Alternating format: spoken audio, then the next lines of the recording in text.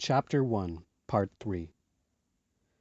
This popular work should at first be aimed at securing secrecy, that is, each peasant, each member of the society in which action is taking place, will be asked not to mention what he sees and hears. Later, help will be sought from inhabitants whose loyalty to the revolution offers greater guarantees. Still later, use will be made of these persons in missions of contact, for transporting goods or arms, as guides in the zones familiar to them. Still later, it is possible to arrive at organized mass action in the centers of work, of which the final result will be the general strike. The strike is a most important factor in civil war, but in order to reach it, a series of complementary conditions are necessary which do not always exist, and which very rarely come to exist spontaneously. It is necessary to create these essential conditions, basically, by explaining the purposes of the revolution and by demonstrating the forces of the people and their possibilities. It is also possible to have recourse to certain very homogeneous groups, which must have shown their efficacy previously in less dangerous tasks, in order to make use of another of the terrible arms of the guerrilla band, sabotage. It is possible to paralyze entire armies, to suspend the industrial life of a zone, leaving the inhabitants of a city without factories, without light, without water, without communications of any kind, without being able to risk travel by highway except at certain hours. If all of this is achieved, the morale of the enemy falls, the morale of his combatant units weakens, and the fruit ripens for plucking at a precise moment. All this presupposes an increase in the territory included within the guerrilla action, but an excessive increase of the territory is to be avoided. It is essential always to preserve a strong base of operations and to continue strengthening it during the course of the war. Within this territory, measures of indoctrination of the inhabitants of the zone should be utilized. Measures of quarantine should be taken against the irreconcilable enemies of the revolution. All the purely defensive measures, such as trenches, mines, and communications, should be perfected. When the guerrilla band has reached a respectable power in arms and in number of combatants, it ought to proceed to the formation of new columns. This is an act similar to that of the beehive when at a given moment it releases a new queen, who goes to another region with a part of the swarm. The mother hive with the most notable guerrilla chief will stay in the less dangerous places, while the new columns will penetrate other enemy territories following the cycle already described.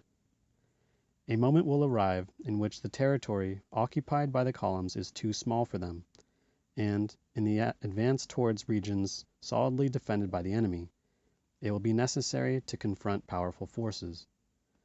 At that instant, the columns join. They offer a compact fighting front, and a war of positions is reached, a war carried on by regular armies.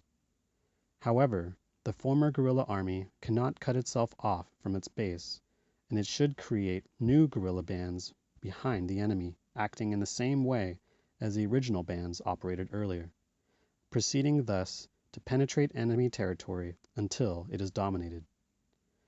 It is thus that guerrillas reach the stage of attack, of the encirclement of the fortified bases, of the defeat of reinforcements, of mass action, ever more ardent in the whole national territory, arriving finally at the objective of the war, victory. Section 3. Guerrilla Tactics. In military language, tactics are the practical methods of achieving the grand strategic objectives. In one sense, they complement strategy, and in another, they are more specific rules within it. As means, tactics are much more variable, much more flexible than the final objectives, and they should be adjusted continually during the struggle. There are tactical objectives that remain constant throughout a war, and others that vary. The first thing to be considered is the adjusting of guerrilla action to the action of the enemy. The fundamental characteristic of a guerrilla band is mobility. This permits it in a few minutes to move far from a specific theater and in a few hours far even from the region, if that becomes necessary. Permits it constantly to change front and avoid any type of encirclement. As the circumstances of the war require, the guerrilla band can dedicate itself exclusively to fleeing from the encirclement, which is the enemy's only way of forcing the band into a decisive fight that could be unfavorable. It can also change the battle into a counter-encirclement. Small bands of men are presumably surrounded by the enemy, when suddenly the enemy is surrounded by stronger contingents of men located in a safe place serve as a lure, leading to the encirclement and annihilation of the entire troops and supply of an attacking force. Characteristic of this war of mobility is the so-called minuet, named from the analogy with the dance.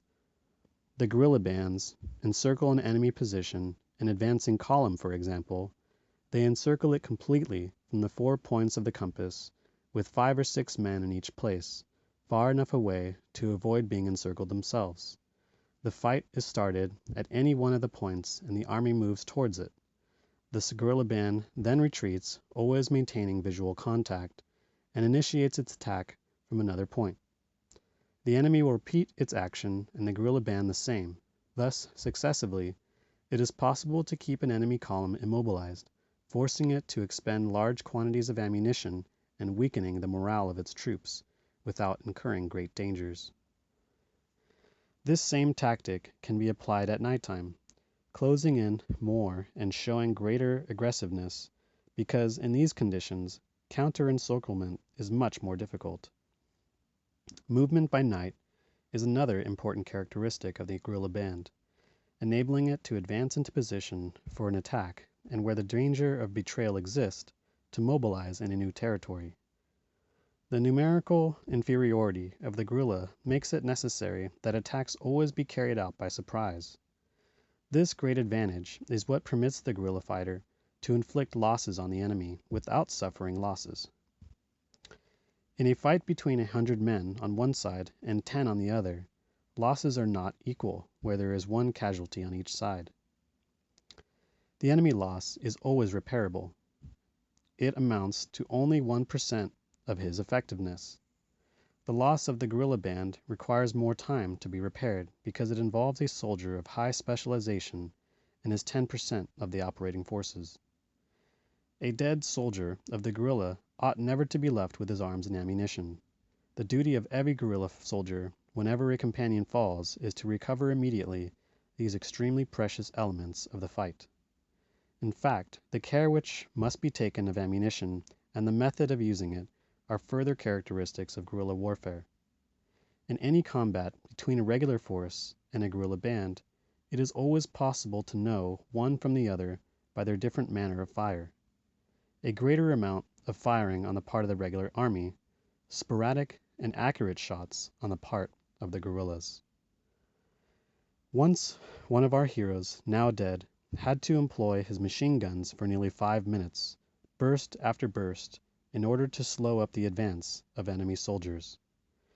This fact caused considerable confusion in our forces, because they assumed from the rhythm of fire that key position must have been taken by the enemy, since this was one of the rare occasions where departure from the rule of saving fire had been called for because of the importance of the point being defended. Another fundamental characteristic of the guerrilla soldier is his flexibility, his ability to adapt himself to all circumstances and to convert his service all of the accidents of the action. Against the rigidity of classical methods of fighting, the guerrilla fighter invents his own tactics at every minute of the fight and constantly surprises the enemy. End of Chapter 1, Part 3.